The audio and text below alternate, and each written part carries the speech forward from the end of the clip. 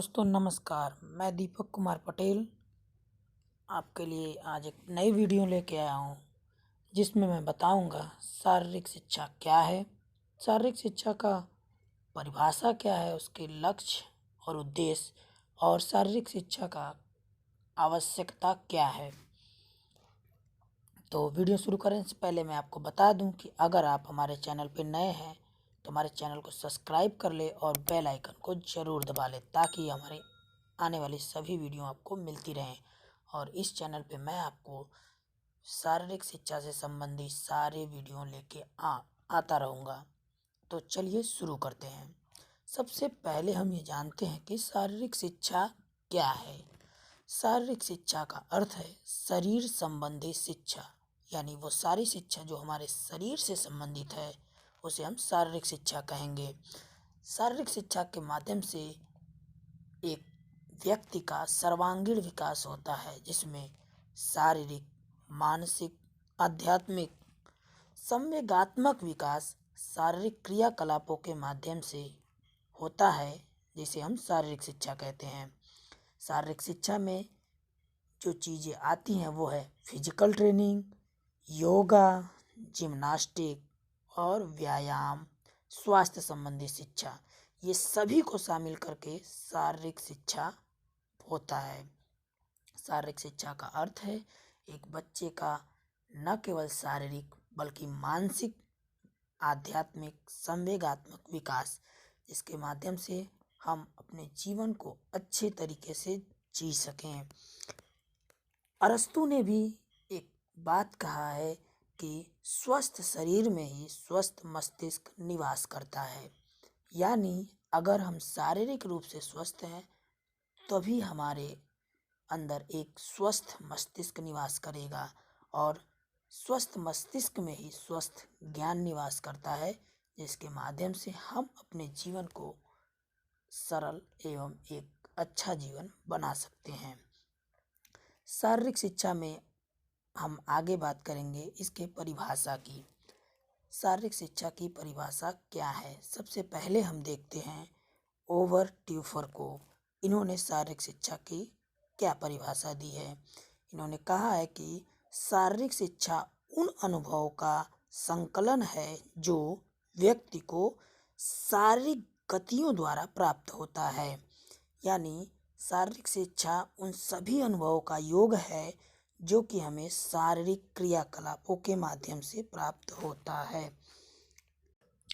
AR women के अनुसार शारीरिक शिक्षा शिक्षा का वह पक्ष है जो शारीरिक गतिविधियों के माध्यम से संपूर्ण व्यक्ति के विकास और प्रशिक्षण से संबंधित है।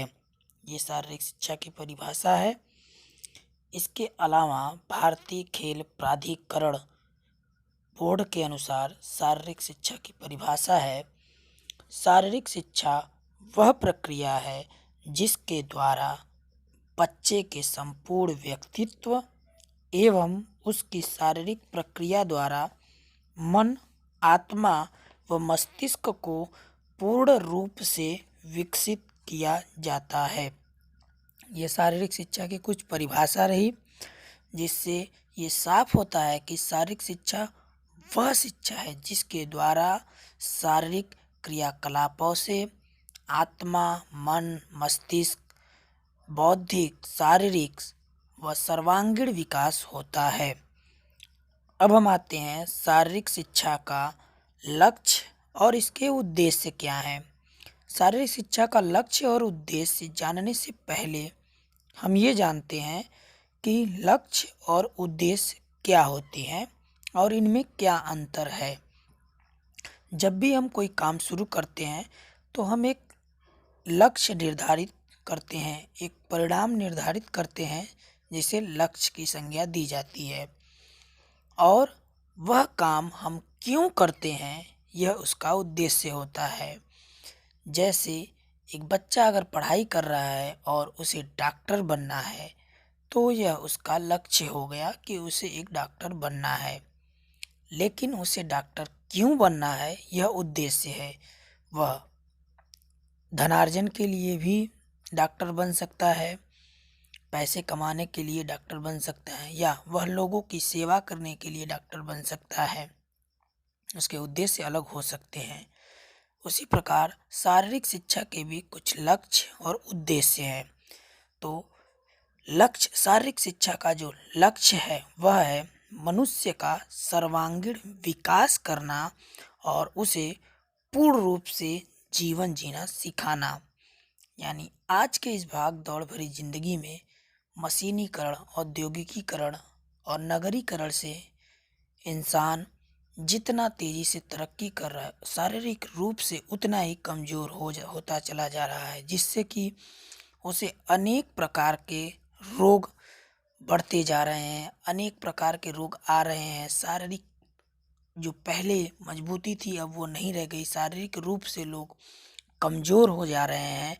तो शारीरिक शिक्षा का जो लक्ष्य है वह यह है कि मनुष्य का शारीरिक और मानसिक दोनों विकास करना, जिससे वह एक पूर्ण जीवन जी सके। उद्देश्य पे आते हैं। उद्देश्य की बात करें तो पहला उद्देश्य है शारीरिक विकास। जब एक खिलाड़ी खेलता है या जब शारीरिक क्रियाकलाप करते हैं तो हमारा शरीर शारीरिक रूप से मजबूत होता है। चाहे व्यायाम हो, चाहे योग हो, चाहे एक्सरसाइज हो, जो भी हम करते हैं या खेल खेलते हैं तो हमारे शरीर का, चाहे मांसपेशियां हो, चाहे रक्तचाप हो, सभी चीज़ें पूर्ण रूप से मजबूत होती हैं। दूसरा, मानसिक विकास। जब हम खेल खेलते हैं तो हमारे अंदर कंसंट्रेशन पावर बढ़ता है, हमारे अंदर डिसीजन मेकिंग, एक बच्चे के अंदर डिसीजन लेने की क्षमता का विकास होता है, क्योंकि खेल के अंदर कई बार डिसीजन लेने पड़ते हैं, कई बार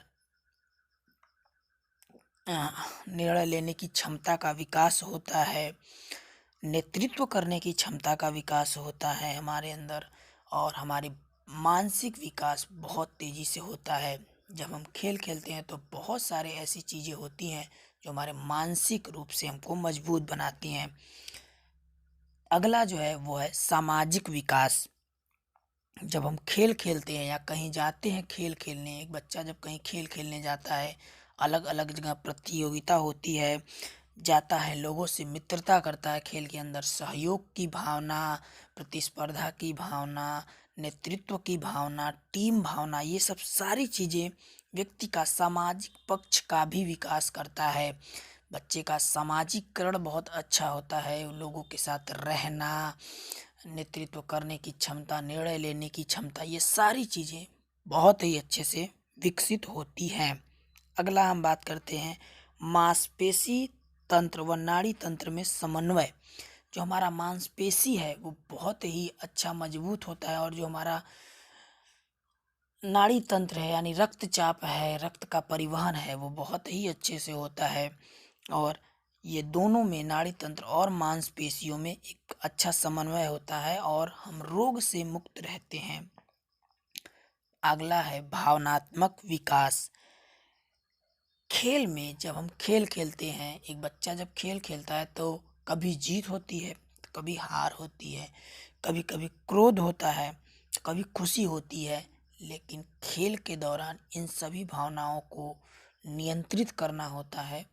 खेल में परिस्थिति के अनुसार अपने आप को ढालना होता है।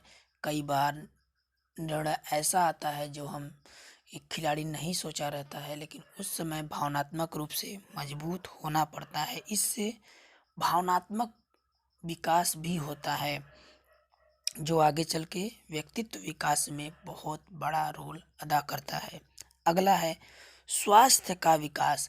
जब एक बालक खेल खेलता है या एक्सरसाइज करता है या योगा करता है तो उसके अंदर अच्छी आदतों का विकास होता है, क्योंकि एक खिलाड़ी रोज सुबह एक्सरसाइज, व्यायाम, योग वगैरह करता है, जिससे उसके अंदर अच्छी अच्छी आदतों का विकास होता है। योग करने से शारीरिक रूप से शरीर में जो विकार हैं या रोग हैं वो भी दूर होते हैं। तो ये सब शारीरिक शिक्षा के उद्देश्य हैं। उद्देश्य में हमने देखा शारीरिक विकास, मानसिक विकास, सामाजिक विकास, नाड़ी तंत्र व मांसपेशी तंत्र में समन्वय, भावनात्मक विकास, स्वास्थ्य का विकास, ये सारी चीज़ें शारीरिक शिक्षा के उद्देश्य हैं। आगे अब हम देखेंगे कि शारीरिक शिक्षा की आवश्यकता एवं महत्व क्या है। आज के समय में शारीरिक शिक्षा बहुत ही आवश्यक है। क्यों आवश्यक है ये मैं बताना चाहूँगा, क्योंकि जिस तरह से मनुष्य ने पृथ्वी पे तरक्की किया, जिस तरीके से टेक्नोलॉजी इतना विकसित हो गई कि आज के समय में मशीनीकरण इतना तेजी से हो रहा है कि व्यक्ति दिन पर दिन उसका जो शारीरिक पक्ष है वह कमजोर होता चला जा रहा है। जहाँ हम शहर के चकाचौंध में रहते हैं, धुआं, धूल, मिट्टी, ये सारी चीज़ें हमारे शरीर पे जो जब अटैक करते हैं या जो हम भोजन भी करते हैं उसमें भी खाद की मात्रा इतनी ज़्यादा है कि वो हमारे शरीर को नुकसान पहुंचाता है। तो शारीरिक शिक्षा इन सभी रोगों से दूर करने के लिए योग, व्यायाम, एक्सरसाइज, ये सारी चीज़ें बताता है। इन सारी चीज़ें के माध्यम से शरीर को स्वस्थ रखा जा सकता है। इसलिए शारीरिक शिक्षा की आवश्यकता आज के समय में बहुत ही ज़्यादा है। अब हम बात करेंगे शारीरिक शिक्षा का महत्व क्या है। शारीरिक शिक्षा का जो पहला महत्व है वह है व्यक्तित्व का सर्वांगीण विकास। शारीरिक शिक्षा का मुख्य लक्ष्य बालक का सर्वांगीण विकास करना है। उचित वातावरण के द्वारा उसकी शक्ति तथा योग्यता के अनुसार उन्हें जीवन जीने के लिए तैयार करना है। उन्हें अपने भावी जीवन में सफलतापूर्वक, व्यवस्थित एवं सुखपूर्वक व्यतीत करने में सक्षम बनाता है। अगला जो शारीरिक शिक्षा का महत्व है वह ये है कि शारीरिक एवं बौद्धिक विकास। खेल कूद से स्वास्थ्य में वृद्धि होती है। खेलने के दौरान शरीर की समस्त मांसपेशियां सक्रिय रहती हैं तथा रक्त प्रवाह शरीर में तीव्रता से होता है। इससे शरीर स्वस्थ बना रहता है। यानी जब हम खेल खेलते हैं तो हमारे अंदर जो रक्तचाप है, जो रक्त का प्रवाह है, वो तीव्रता से होता है, जिससे हमारा शरीर स्वस्थ बना रहता है और खेल कूद के माध्यम से हमारा बौद्धिक विकास भी होता है। अगला है चारित्रिक विकास। शारीरिक शिक्षा केवल शारीरिक और बौद्धिक विकास ही नहीं करती, बल्कि इसके माध्यम से व्यक्ति चारित्रिक गुणों को भी विकसित कर सकता है, जैसे सहयोग एवं सामूहिक प्रयास, अनुशासन, सामूहिक हित के लिए निजी हितों का परित्याग, टीम के प्रति प्रतिस्पर्धा, दृढ़ निश्चय आदि गुण चारित्रिक विकास के लिए जरूरी हैं। शारीरिक शिक्षा के द्वारा चरित्र का भी विकास किया जाता है। अगला जो है रचनात्मक एवं अभिव्यक्ति का माध्यम। शारीरिक शिक्षा छात्रों को इस बात का अवसर भी देती है कि वे अपने गुणों व दोष को जान सके और दोषों को दूर कर अपने गुणों का विकास कर सके। खेल परिस्थितियों में प्रत्येक छात्र को अपनी योग्यता एवं क्षमता को समझने का अवसर मिलता है। ग्रामीण क्षेत्र में आज भी ऐसे बहुत सारे बच्चे होते हैं जो कि जिनके अंदर प्रतिभा होती है, उनके अंदर रचनात्मकता होती है, लेकिन उसको प्रदर्शित नहीं कर पाते। शारीरिक शिक्षा उन्हें यह अवसर देती है एक बच्चे को कि वो अपनी प्रतिभा को, अपने अंदर जो गुण है, जो दोष है, उसको पहचान सके और अपने गुणों को विकसित कर सके, ताकि वो आने वाले समय में एक अच्छा जीवन जी सके। शारीरिक शिक्षा का जो अगला महत्व है वह है सहयोग की भावना का विकास। समाज शारीरिक शिक्षा के द्वारा जब एक बालक खेल के मैदान में होता है तो वह सहयोग की भावना, टीम भावना, खेल भावना, खेल के दौरान एक दूसरे का सहयोग करना, खेल में नेतृत्व करने की क्षमता, आदि कई सारे गुण विकसित होते हैं जो कि उसको आगे चल के जीवन में भी काम आता है। सहयोग की भावना में एक दूसरे का सहयोग करना, खेल के दौरान चोट लगने पर या कोई भी परिस्थिति होने पर एक दूसरे का सहयोग करना, ये सारे खेल के अभिन्न अंग हैं जिससे कि सहयोग की भावना का विकास होता है। जो अगला है शारीरिक शिक्षा का महत्व है वह नेतृत्व गुणों का विकास। नेतृत्व गुणों का विकास में जब एक खिलाड़ी मैदान में होता है तो उसके अंदर नेतृत्व करने की क्षमता आ जाती है। कई बार परिस्थितियां ऐसी होती हैं कि खेल का पूरा भार एक खिलाड़ी के ऊपर आ जाता है। ऐसे में नेतृत्व करने की क्षमता का विकास होता है जिसमें सत्य, धैर्य, उत्साह, विवेक, निस्वार्थ निर्णय लेने की शक्ति, इन सभी गुणों का विकास होता है। अगला जो शारीरिक शिक्षा का महत्व है वह है नैतिक गुणों का विकास। शारीरिक शिक्षा के माध्यम से नैतिक गुणों का भी विकास होता है जिसमें सद्भावना, सच्चाई, ईमानदारी आदि सभी गुणों का विकास खेल के माध्यम से होता है। क्योंकि खेल में जब हम एक जगह से दूसरी जगह जाते हैं, एक दूसरे के साथ मिलते हैं, बात करते हैं, खेल में ईमानदारी से खेल खेलते हैं तो नैतिक गुणों का भी विकास होता है। सामाजिक विकास। शारीरिक शिक्षा तथा खेल आपस में प्रेम पूर्वक मिलजुल कर रहना, आपसी बैर समाप्त करना तथा विभिन्न जाति एवं संप्रदाय के साथ आपसी तालमेल के द्वारा निर्धारित लक्ष्य को प्राप्त करना सिखाता है, जिसके माध्यम से एक खिलाड़ी या एक बालक के अंदर सहयोग की भावना उत्पन्न होती है और खिलाड़ी एक दूसरे से मिलजुल कर रहते हैं और समाज में एक अच्छे नागरिक होने का फर्ज निभाते हैं। अगला जो है वह है राष्ट्रीय एकीकरण।